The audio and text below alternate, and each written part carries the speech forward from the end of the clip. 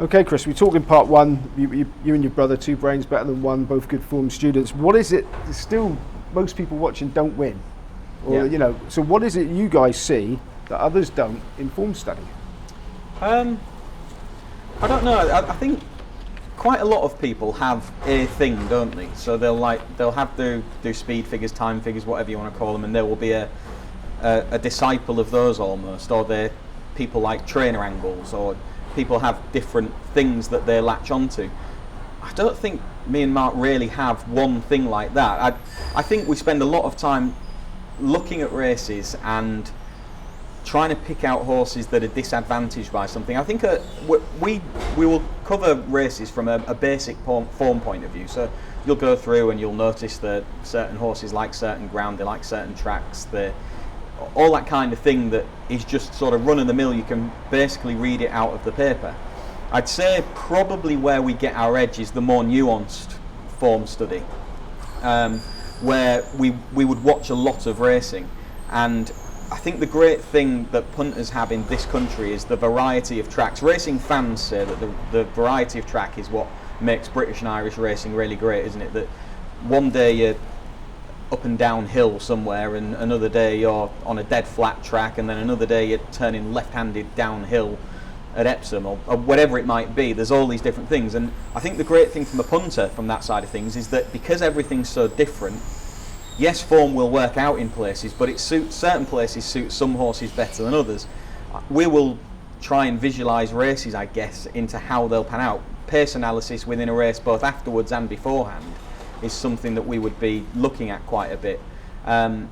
Knowing the horses, so knowing that your kind of long striding plodder in a sense probably isn't the right type for Catterick, but he might do alright at Redcar, and vice versa, the horse that has got loads of early speed and might just get away is your ideal type for Catterick, even if he could be a little bit of a short runner at times. So it's about watching the horses, knowing what they want, and kind of profiling a race and thinking, what is this race going to suit? What kind of horse is going to win this? And where is that horse within it? And then is that horse that it's going to suit well handicapped, in form, of interest, whatever it might be? Looking at things like, if a horse is out of form, why is it out of form? Is there a reason why it might bounce back to form? If it's in form, why is it in form? Is there a reason that it might not be in form? So you kind of, with the obvious horses, I think we would probably try and look for the negatives. With the horses that are immediately ruled out, the obvious is that the negatives are obvious, that's why they're a biggish price. But can you see a positive in them? And I think it's probably that kind of thing, if that answers the question. I don't know whether it does or it doesn't, but we're looking at all sorts of things, but asking those kind of questions is probably where we come at it from, and occasionally find an edge. So I don't know, trainer form, loads of people spot the trainer that's in form. That's interesting, isn't it, that a trainer is having a load of winners. It's more interesting if he's just starting to have some winners, having been quiet for a couple of months, because they've become well handicapped. And me and Martin will often discuss sort of trying to just be a little bit ahead of the curve with anything. I think once something is kind of proven or becomes popular opinion, the edge is kind of gone.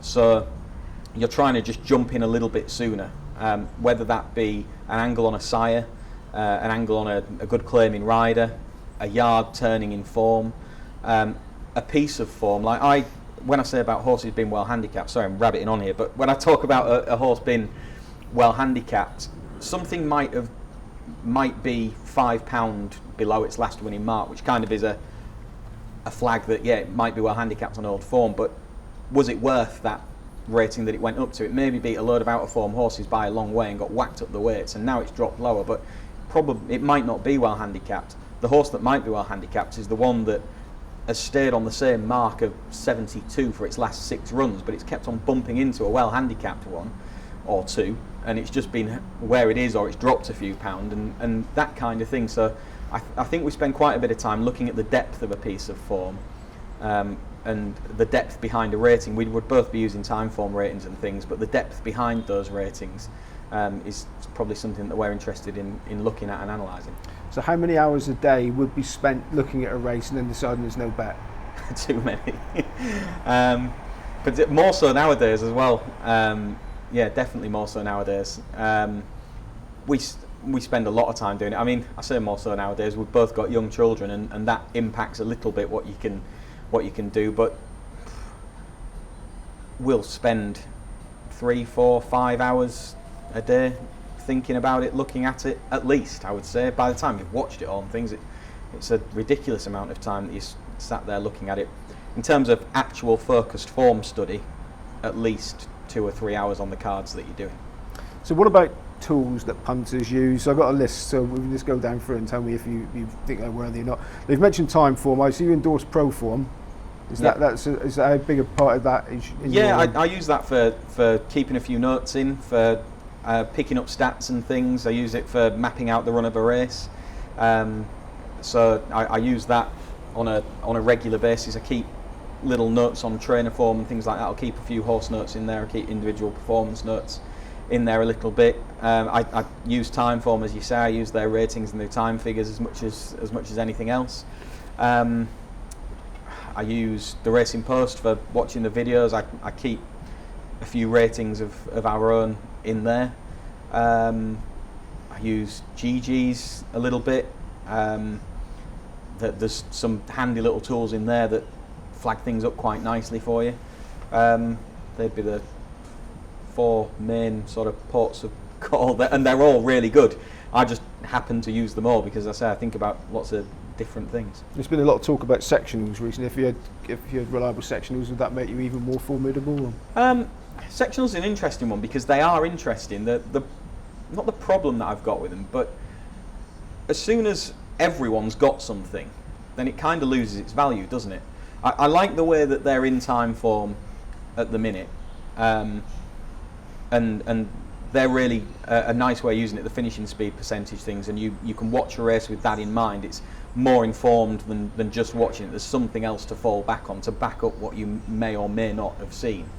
I do think that they're interesting. I think any extra information that you can get, that's great. But for someone who's reading a race in the way that we do and trying to pick things out, there is a chance that it actually stifles what you're trying to do, because everyone will know something went too quick rather than you just thinking something went too quick. Everyone will know that the hold-up horse made good ground from too far back, and it might get the more strongly on the rest today. So I think it's interesting. I think it can be good and welcome it coming along, but is it going to be the answer for punters? Probably not, because as I say, as soon as you give people information, more people have got it, it loses value. It loses some of its value, or can lose its value anyway. And you say you don't talk, you're not interested in information, you don't get the marks. A lot of the people I speak to rely a lot on marks, and they sort of go on that. They know it's definitely trying, that sort of thing, or it's fit and fancied, I should say. Yeah, with our own horses, bits and pieces of that will come along the way. But the problem that I have with information again is that in the vast majority of cases, if I've got it, so has everyone else. You know, I'm apart from with our own horses, and other people will still find out about those along the way. If I happen to have found out about it, that means that loads of other people have found out about it. Now, if you can get on the night before, great. You know early that that is working well and it's fancied and it's trying for its life and this and that. But if you can't, by the time you're betting 10 minutes before the race, that is largely, I would think, factored in. And it's one of the reasons that wouldn't really bet that much in novice and maiden races. I'll have a few bets in them, but I think if you think about the betting market and the price being a response to the information that is in there, I think if you're betting into a maiden or a novice, you're betting into a market which, if you don't know anything in terms of inside information, there are people that have got more important information than you betting into that, factoring the price. Whereas on a handicap with a reasonable sized field, I would be backing ourselves to have a view that we can make that pay, that the information isn't quite as important, it's more about what you think and what you see from the form book. So I know it's how long's a piece of string, but how many bets a day would you have on average? Less nowadays than we used to have. It depends. On a weekend it'll be more. During the week, early part of the week, it might be 1 or 2. It can be 8 or 9. It's less so as many as that nowadays. We'll occasionally try and get out into the shops and get a few bets on maybe. A lot of it is through exchanges, and we'll be working away with that. But yeah, on average, probably 3 or 4 a day max nowadays. But apart from on a Saturday, you'll have more. Okay, now you mentioned getting on. How do you get on? Because I'm sure that most bookmakers aren't really over enamoured when you try opening an account with them. No, I've given up on trying to get other people's accounts. I'll occasionally get mates to get bets on, just a one-off. Send them the money, they get it on, and if it wins, you get it sent back. I'll do a bit of that, but most of the time we're just betting on the exchanges through our exchange accounts, and as I say, a bit in shops with cash and things like that. But most of it would probably nowadays, didn't used to, but most of it go through the exchanges. And as I say, you get along the way, if you think something's sort of definitely not going to last and you just want a bit of something on, then occasionally try a few mates. Okay, now you're successful punters, but even the most successful punters suffer the inevitable bad losing run. How do you mentally cope with those?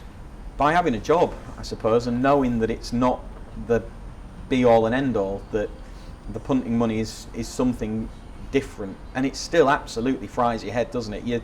You're not doing anything different, but you kind of end up doing something different, and I think you find yourself levitating to the shorter prices because you just want to have a winner, and it probably isn't the way to go. They're horrible, but I suppose you deal with them. It helps. I think it helps that there's 2 of us, because there's obviously if you're both going through a bit of a bad spell, it can be a bit savage, but I think that helps. But at this stage now, it's kind of a knowledge that it does eventually turn, because it's happened so many times. Sometimes you need a couple of days off to just freshen up, take your mind out of it, and think, right, I'm going back now. But yeah, they're horrible, aren't they? Do you get involved with laying at all? Not really. Not very good at it. Tried a few times. I'd rather just back something against it. I think when you're laying something, you're having horses on side that you still don't really like, and I'd rather just back 3 in the race that I do like rather than lay something. And Muggy, change your life multiples? Yeah, I don't know whether they're muggy necessarily. We've had it's a shame BSP multiples have gone. We've had a few good results out of that kind of thing, and the thinking being that if you're having 4 good bets, you're just rolling up the value in them, aren't you? And if you can be bothered to go out into the shops and where there's competitive areas of shops and they're laying treble the odds on a 1 winner in a lucky 15 and things, they're giving you a chance of it not going too bad. So yeah, we do play them. Probably less so at the moment than we used to, and that's just because of the BSP thing. But you just do it to a smaller state. But if they all come in, then you're onto a nice result. So it's definitely something that I wouldn't rule out. So a lot of people might be surprised by that. So when we go out and have our Yankees and Lucky 15s, we're not being totally muggy after all. And what is the biggest mistake that most punters make that lose? Biggest mistake, probably concentrating solely on the Yankees and the Lucky 15s, because the day-to-day best bets that you'll have will be those win singles, I think. Well, the best bets that are the ones that you can't get on, like an each-way double and things that any bookmaker, as soon as you start doing those, probably isn't interested. I think probably not doing enough work, but that's just a time thing, isn't it? Let's be honest, for most people it is a fun thing, and if you spend a few quid on something that is fun, not everyone takes it as seriously. I think probably chasing and trying to get everything back, there's always, there's going to be races in 2 months' time if you need that long off. Probably chasing is the biggest mistake that people make, and also just being suckered into the obvious a little bit too often, I would say. I often think if you're, I obviously work in the press media kind of thing. If everyone agrees, then there probably isn't much there in the price, is there? So a lot of our betting would come in the mid to good end handicaps. There'll be some bets in lower grade handicaps as well. Mentioned already that novice and maiden races, I think you're betting against the information, maybe a little bit too much. They've got the edge on you. Say in group races and the races that are scrutinised in the press and everyone's talking about, and everyone does the relevant work on those races, then unless you're thinking different to what everyone else is thinking, then you probably don't want to be having the bet. I think that in the day-to-day racing, there isn't the same level of scrutiny goes into it. So I think going with the obvious is probably the mistake that most people make, because if it's obvious, then there's probably not too much value in the price. The book makes that daft.